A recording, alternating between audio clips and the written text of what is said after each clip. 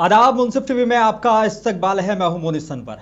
छत्तीसगढ़ के 25 साल पूरे होने पर मुंसिफ टीवी के खास प्रोग्राम में आपका इस्तकबाल है।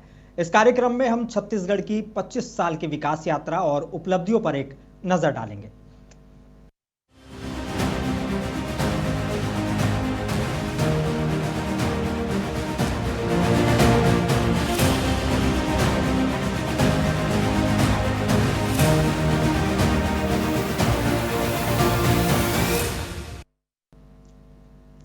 और छत्तीसगढ़ राज्य ने अपने अस्तित्व के 25 साल पूरे कर लिए हैं। छत्तीसगढ़ की विकास यात्रा अब तक शानदार रही है।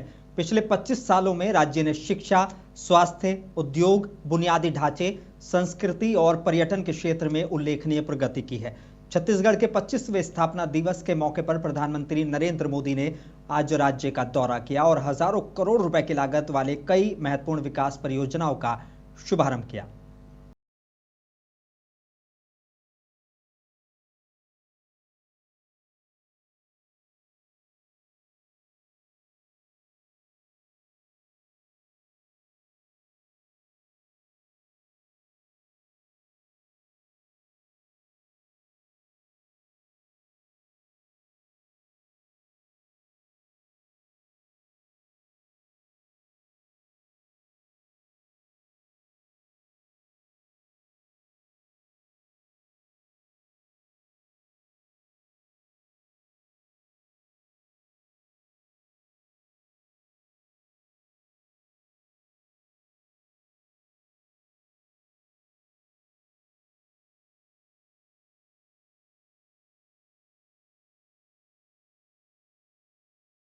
की हुकूमत ने समाजी और इक्तिसादी तरक्की के लिए कई अहम इक़दाम भी किए हैं।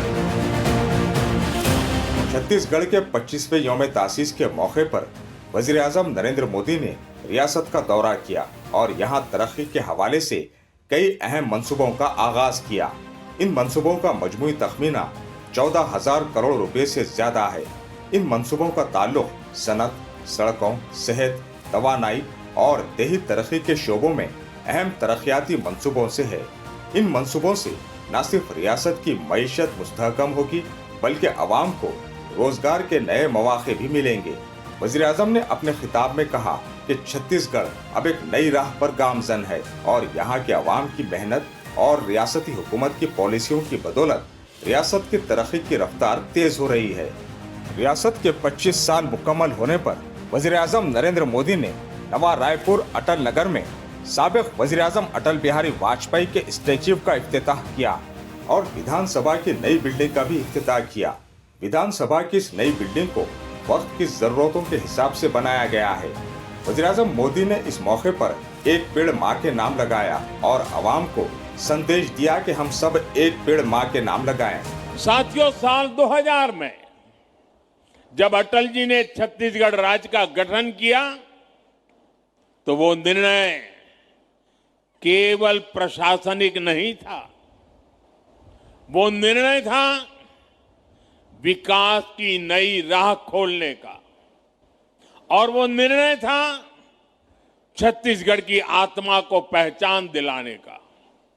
इसलिए आज जब इस भव्य विधानसभा के साथ साथ अटल जी की प्रतिमा का भी अनावरण हुआ है तो मन कह उठता है, मेरे भाव व्यक्त हो रहे हैं।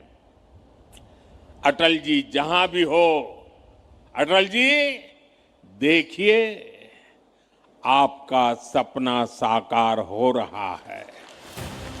जब छत्तीसगढ़ ने रियासत का दर्जा हासिल किया तो एक पसमानदा इलाका था, मगर आज ये तेजी से तरक्की पजीर रियासतों में शुमार होती है। गुज़िश्ता 25 वर्षों में इस रियासत ने न सिर्फ इक्तिसादी तौर पर मजबूती हासिल की बल्कि कबायली हुकूक, जंगलात की हिफाजत और इंफ्रास्ट्रक्चर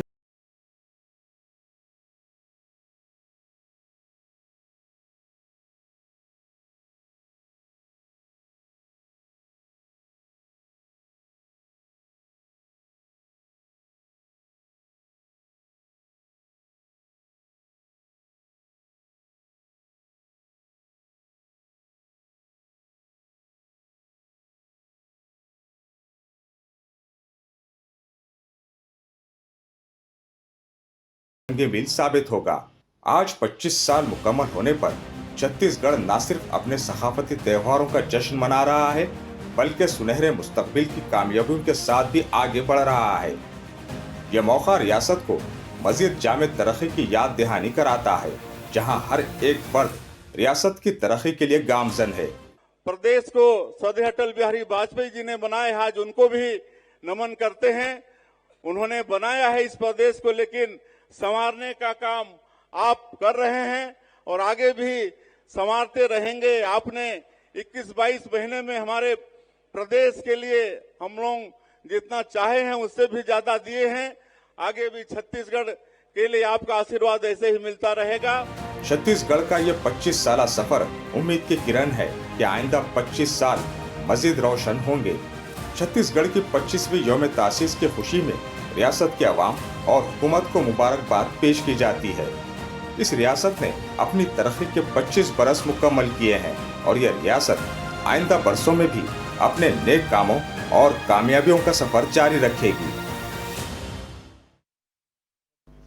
और छत्तीसगढ़ के पूर्व मुख्यमंत्री रमन सिंह ने राज्य के रजत महोत्सव में प्रधानमंत्री नरेंद्र मोदी का उत्साहपूर्वक स्वागत किया है। उन्होंने प्रधानमंत्री को साहसी, दृढ़ निश्चय नेता बताते हुए उनके कार्यों की सराहना की। रमन सिंह ने कहा कि छत्तीसगढ़ से नक्सलवाद को खत्म करने में प्रधानमंत्री नरेंद्र मोदी की महत्वपूर्ण भूमिका रही है। साथ ही उन्होंने कश्मीर से अनुच्छेद 370 हटाकर और अयोध्या में राम मंदिर निर्माण कराकर ऐतिहासिक कार्य किए हैं।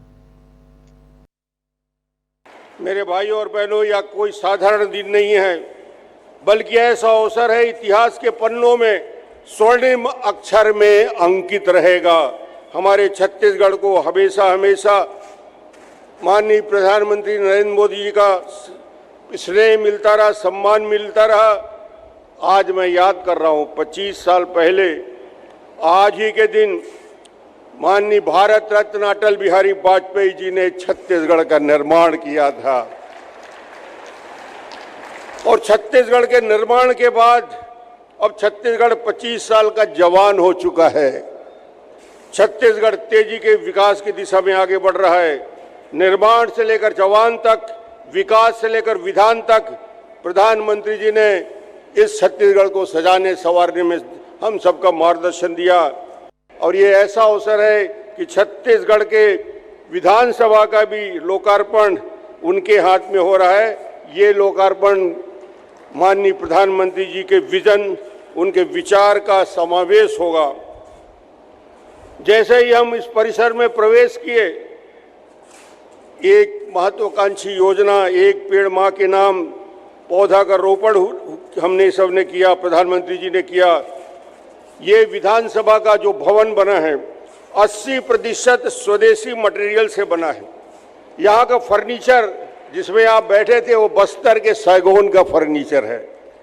यहाँ का स्टील, यहाँ का सीमेंट, यहाँ का रेत, यहाँ की मिट्टी, यहाँ के मजदूरों का परिश्रम, ये सब छत्तीसगढ़ के लोगों ने किया और ऐसा इंफ्रास्ट्रक्चर बनाया जो आने वाले 100 साल के लिए पर्याप्त होगा छत्तीसगढ़ के लिए। यह हरित भवन है, रेन वाटर हार्वेस्टिंग है, सोलर ऊर्जा से ये प्रकाशित है। विधानसभा की एक एक ईंट में छत्तीसगढ़ की पहचान है। यदि विधानसभा में जाकर देखें तो सदन के ऊपर धान का कटोरा और धान की बाली है, यानी धान का छाव है। आदिवासी संस्कृति और छत्तीसगढ़ का गांव है। यह भवन न केवल भव्य और विशाल है, बल्कि 23,000 पेड़ लगा के हरियाली का ये मिसाल है। छत्तीसगढ़ के विधानसभा 25 साल की यात्रा राजकुमार कॉलेज से चल के निश्चित रूप से हम 25 साल तक रिसर्च इंस्टीट्यूट में विधानसभा का संचालन होता रहा। आज हम इस नए विधानसभा में पहुंचे हैं।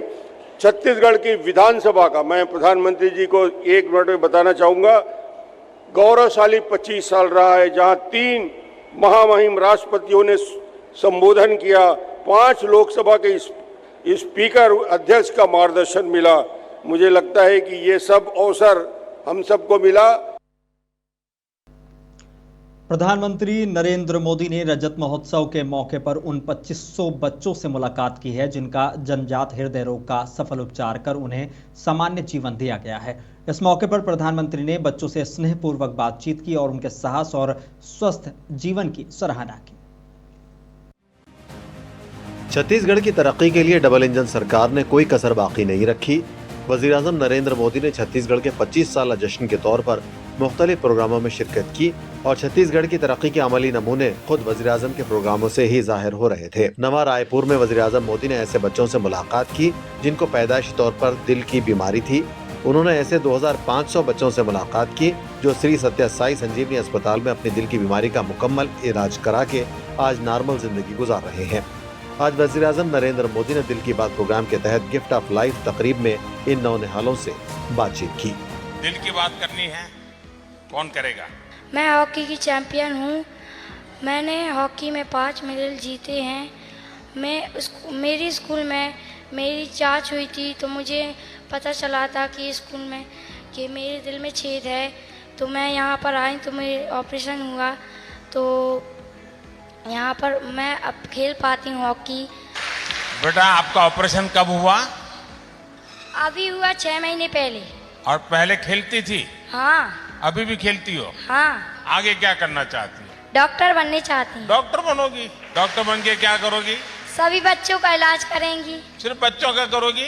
सभी का। और तुम जब डॉक्टर बनोगी तब हम बूढ़े बन जाएंगे तो हमारा कुछ करोगी कि नहीं? करूँगी। पक्का? हाँ पक्का। चलिए। मैंने सोचा ही नहीं था कि मैं कभी इनसे मिल पाऊंगी। आज पहली बार मिला, मुझे बहुत अच्छा लगा। मेरा ऑपरेशन अभी 1 साल पहले हुआ है और मैं बड़ी होकर डॉक्टर बनना चाहती हूँ और सभी का इलाज करना चाहती हूँ। आपको एक स्पीच सुनाना चाहती हूँ। हाँ बोलो बोलो। मंजिल से आगे बढ़कर मंजिल तलाश कर, मिल जाए तुझको दरिया तो समुंदर तलाश कर। हर शीशा टूट जाता है पत्थर की चोट से, पत्थर भी टूट जाए वो शीशा तलाश कर। सजदों से तेरे क्या हुआ सदियां गुजर गई, सजदों से तेरे क्या हुआ सदियां गुजर गई। सजदा वो कर जो तेरी जिंदगी बदल दे, सजदा वो कर जो तेरी जिंदगी बदल दे। वाह वाह वाह। मेरा 2014 में ऑपरेशन हुआ था, तब मैं 14 महीने का था। अब मैं बिल्कुल स्वस्थ हूँ और मैं क्रिकेट में बहुत। अच्छा, रेगुलर चेकअप कराते हो? Yes sir. क्योंकि अब आपको 11 साल हो गए हैं आपका ऑपरेशन किए। Yes sir. हैं? तो रेगुलर चेकअप कराते हो? Yes sir. अभी कोई तकलीफ नहीं है? No sir. खेलते हैं? Yes sir. क्रिकेट खेलते हैं? Yes sir. मुझे आपसे मिलना है, मैं आ सकता हूँ 2 मिनट? पास आना है, आइए।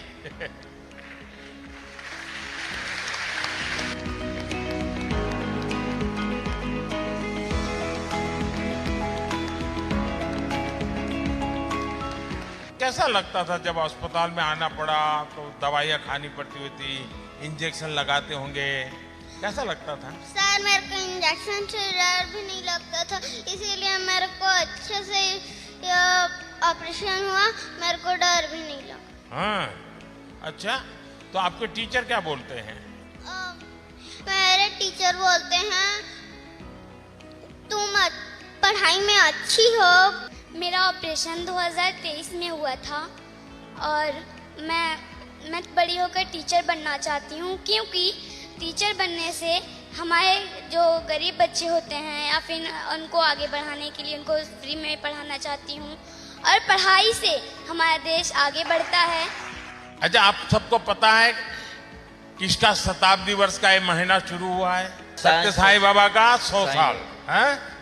साई बाबा ने बहुत साल पहले पुट्टपट्टी के आसपास पानी की बहुत किल्लत थी और खेत के लिए पानी तो नहीं था, पीने के लिए भी पानी की किल्लत थी। तो उन्होंने उस समय पानी के लिए इतना काम किया, करीब 400 गांव को पीने का पानी पहुंचाया। यानी किसी सरकार को भी इतना काम करना हो तो कभी कभी बहुत सोचना पड़ता है। और उसमें से हमारे लिए संदेश ये है कि हमें पानी बचाना चाहिए, उसी प्रकार से पेड़ लगाने चाहिए। आपको मालूम है, मैं एक अभियान चलाता हूं, एक पेड़ माँ के नाम। हर एक को अपनी माँ अच्छी लगती है ना, तो माँ के नाम हमें एक पेड़ लगाना चाहिए, अपनी माँ के नाम।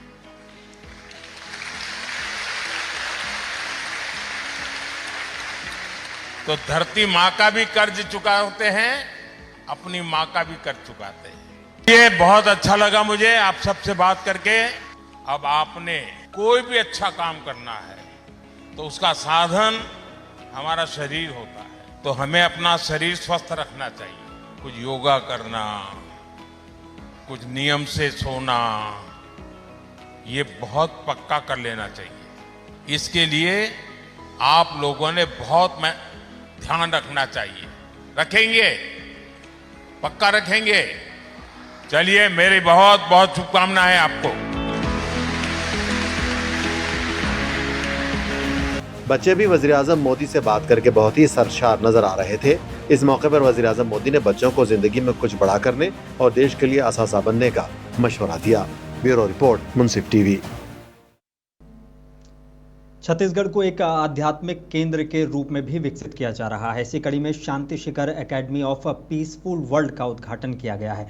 नवा रायपुर में स्थित ये एकेडमी पूरी दुनिया को शांति और सद्भाव का संदेश दे रही है। रियासत छत्तीसगढ़ के 25वें यौम तासीस के मौके पर छत्तीसगढ़ की राजधानी नवा रायपुर में वज़ीर-ए-आज़म नरेंद्र मोदी ने Shanti Shikhar academy for a peaceful world का भी इफ्तिताह किया। जोधपुरी गुलाबी पत्थरों से तामीर शुदा ये भवन खूबसूरती का एक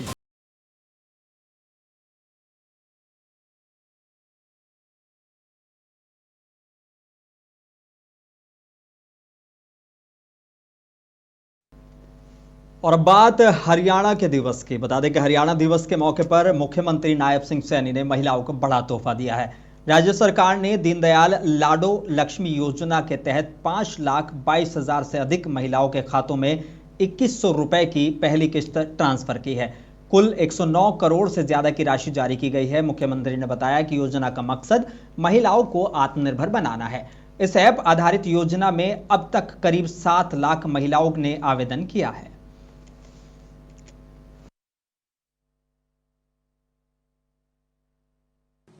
आज हरियाणा के लिए एक विशेष दिन है।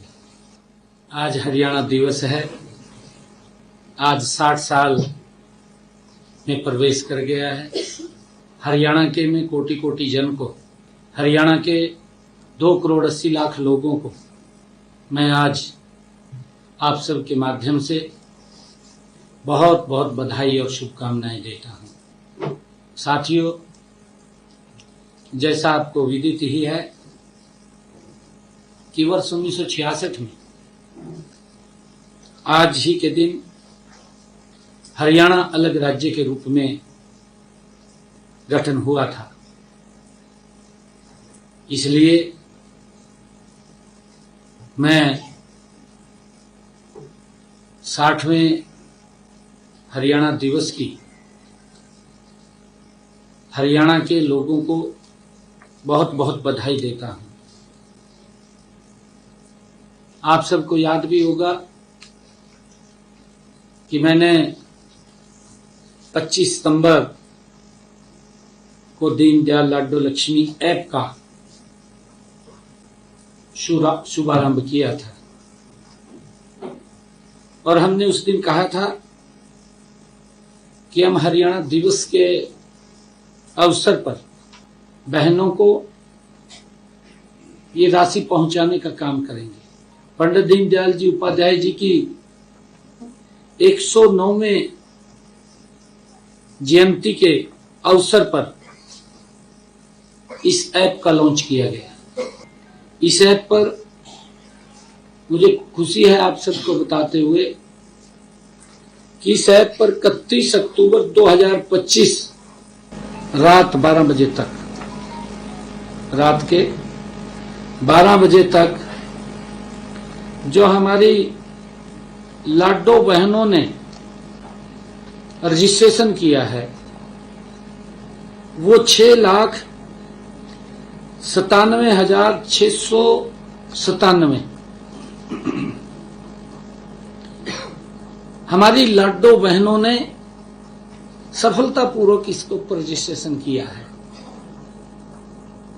इनमें से 6,51,529 विवाहित हैं और 46,168 अविवाहित हैं।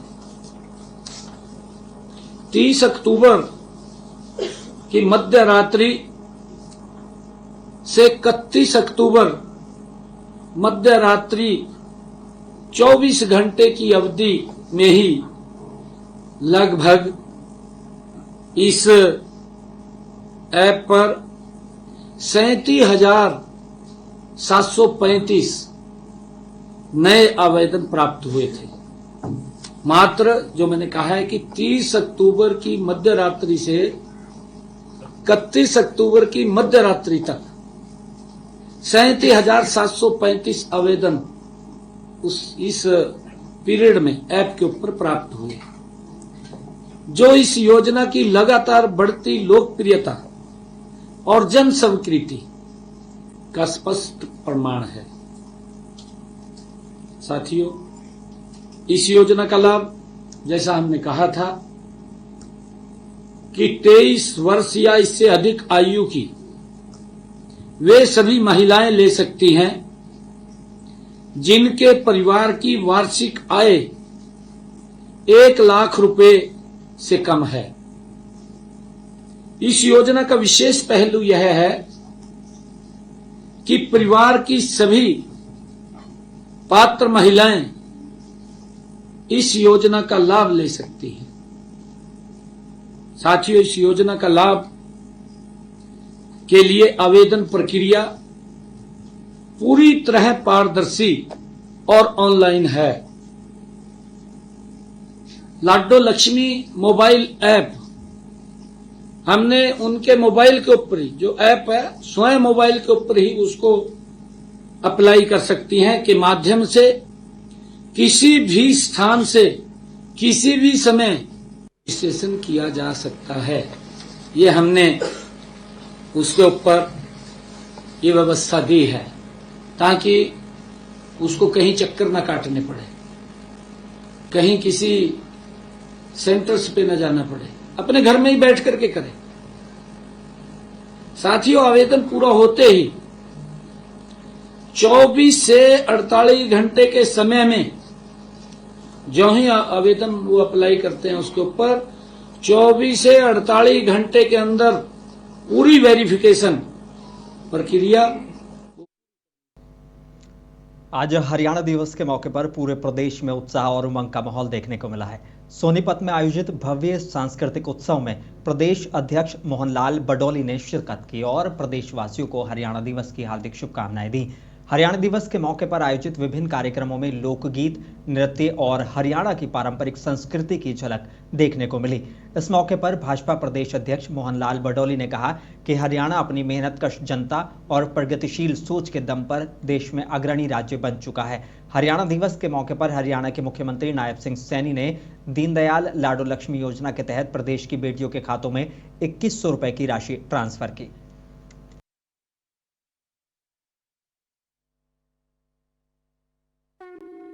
और लीजिए, आज के कार्यक्रम के माननीय मुख्य अतिथि राज्यपाल महोदय श्री असीम कुमार घोष जी हमारे बीच, और उनके साथ माननीय मुख्यमंत्री हरियाणा श्री नायब सिंह सैनी जी आपका अभिवादन करते हुए इस हरियाणा दिवस स्थापना समारोह में प्रवेश कर रहे हैं।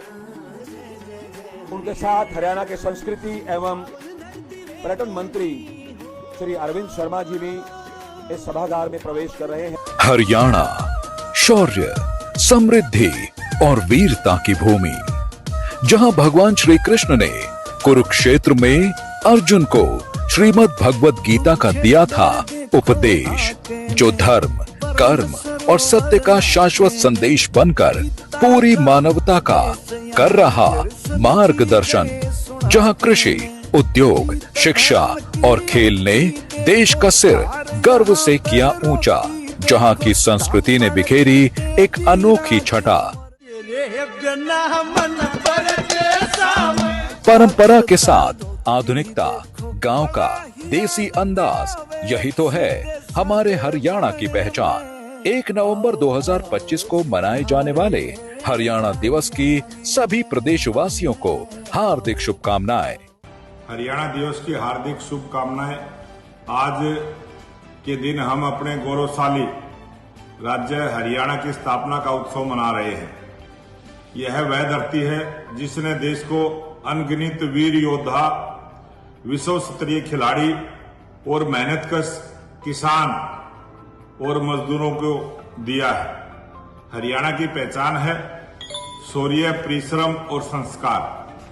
यह प्रदेश न केवल खेतों में स्वर्ण उपजाता है बल्कि देश के विकास में भी स्वर्णिम अध्याय लिखता है। भाजपा की सरकार ने हरियाणा को नई दिशा और नई ऊर्जा दी है। और हरियाणा दिवस के मौके पर चंडीगढ़ और पंचकुला में भव्य राज्य स्तरीय समारोह आयोजित किए गए। राजभवन में हुई मुख्य कार्यक्रम में राज्यपाल असीम कुमार घोष, मुख्यमंत्री नायब सिंह सैनी और केंद्रीय मंत्री मनोहर लाल खट्टर सहित कई लोग शामिल हुए। वहीं पंचकुला में मुख्यमंत्री नायब सिंह सैनी और राज्यपाल प्रोफेसर असीम कुमार घोष ने प्रदर्शनी और सांस्कृतिक कार्यक्रम का शुभारंभ किया। कार्यक्रम में हरियाणा की समृद्ध संस्कृति और परंपराओं की शानदार झलक देखने को मिली।